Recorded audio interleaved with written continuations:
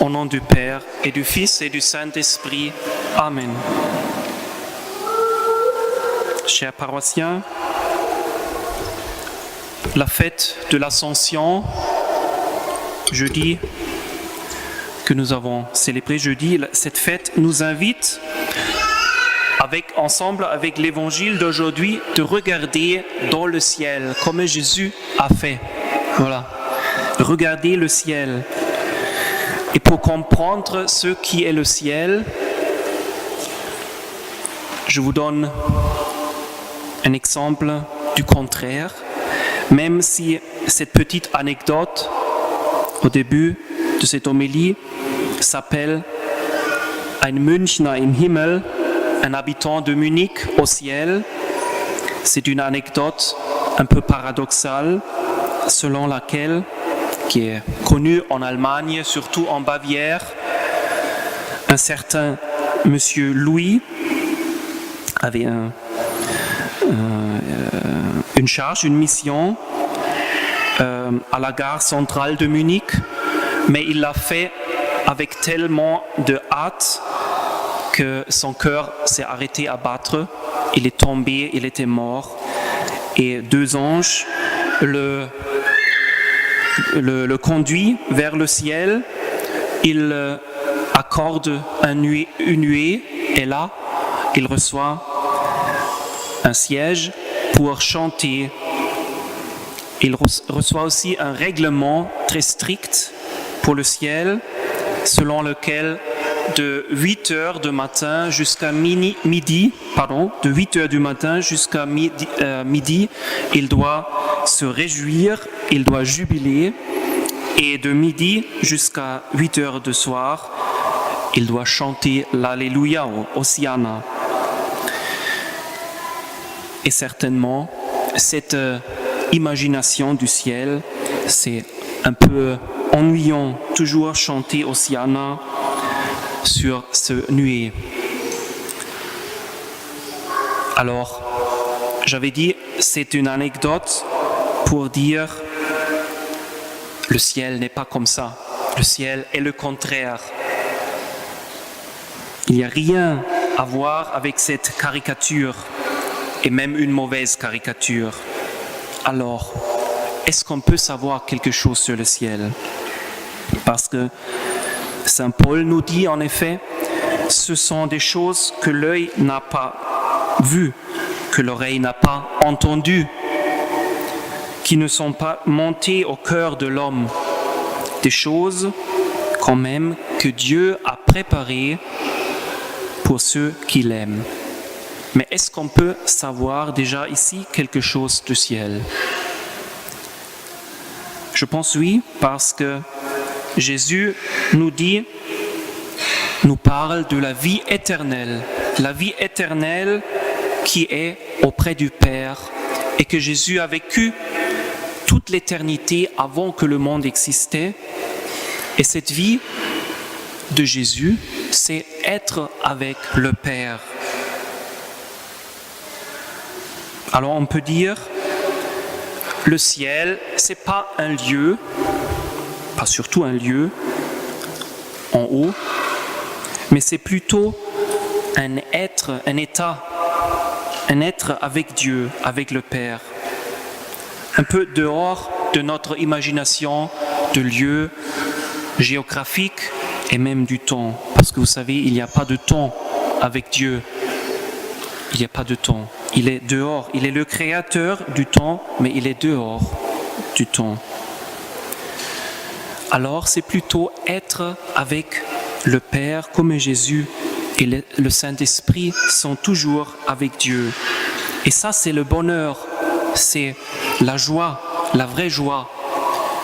Notre cœur a besoin de joie et Dieu est le créateur de ce cœur, alors il sait très très bien ce dont nous avons besoin et ce qui nous manque. Être avec Dieu, c'est pas ennuyant, c'est pas embêtant. On n'a jamais marre d'être avec Dieu parce qu'on reçoit en plénitude ce dont notre cœur a besoin et ce pour lesquelles choses le cœur est fait. Et cette joie et ce bonheur est plus grand que notre imagination et tout ce que nous pouvons penser dans notre cœur. Et dans le ciel, c'est dans la plénitude, c'est sans limite. Il n'y a plus de maladie, il n'y a plus d'angoisse, il n'y a plus de peur, il n'y a plus d'attaque, il n'y a plus la fatigue, il n'y a plus la douleur. Dans le ciel, nous sommes dans la joie. Avec Dieu, nous regardons le Seigneur. Nous sommes comme Jésus, en effet, avec le Père. Et cette joie, ce n'est pas une chose seule, comme Jésus n'est pas seul avec le Père, il est avec le Saint-Esprit, il est dans une communauté, dans un échange d'amour. Et nous aussi, nous le croyons, nous sommes appelés à être dans une communauté dans le ciel. Tous les saints que nous avons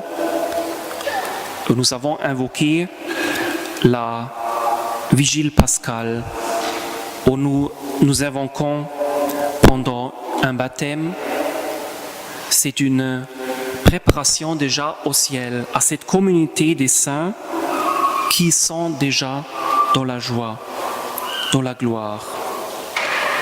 Donc c'est pas embêtant, c'est pas ennuyant, c'est une fête. Et tout nos fêtes, nos apéros ici, c'est qu'une petite image, une petite préparation à la vie avec le Seigneur. Et cette vie de Dieu nous invite quand même déjà ici de faire un peu attention à la vie, de prier pour la vie, de prier pour tous les petits, les bébés, mais tous les petits qui ne sont pas encore nés. Et c'est pourquoi aujourd'hui, c'est la journée pour la vie. Et c'est dans le même temps la pensée, la journée aux mamans qui donnent la vie, à tous les mères. C'est la fête des mamans, c'est la fête des mères aujourd'hui aussi. Et notre prière, notre gratitude, notre affection va vers elles. Donc, dans ces jours, si vous regardez le ciel bleu, le ciel en haut, pensez à la vie, pensez à la joie du ciel qui nous est préparée, comme dit Saint Paul, la joie que notre cœur n'a pas encore compris, notre œil, nos oreilles n'ont pas encore entendu. Mais c'est une vérité et c'est Jésus qui l'a préparée pour nous. Dernière réflexion,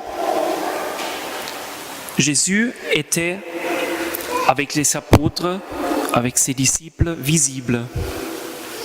Mais à un certain point, il a dit, maintenant, c'est le temps que je vous laisse, que je vous laisse, que je vous lâche. Parce que vous avez besoin, c'est nécessaire que maintenant, vous regardiez vers les choses spirituelles. Donc, la présence matérielle, la présence physique, la présence visible de Jésus, c'est arrêté, c'est terminé pour nous dire il faut croire dans la présence réelle, mais dans une présence spirituelle.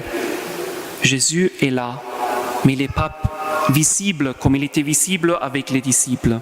Donc ça aussi, une invitation de nouveau à penser aux choses célestes, aux choses spirituelles au ciel, pour nous préparer à regarder vers cette destination que le Seigneur nous a fait, nous a préparé, et nous pouvons déjà avoir le avant-goût de cette vie maintenant. dans cette Eucharistie, quand le Seigneur nous touche et nous fortifie et quand le Seigneur nous donne comme nourriture son corps et son sang. Remercions le Seigneur et c'est aussi ça que nous faisons. Eucharistie, ça veut dire action de grâce. Action de grâce pour cet amour de Jésus, pour cette vie éternelle de Jésus qui descend maintenant, dans quelques instants, sur notre autel et se réalise vraiment cette vie éternelle du Père, du Fils et du Saint-Esprit. Amen.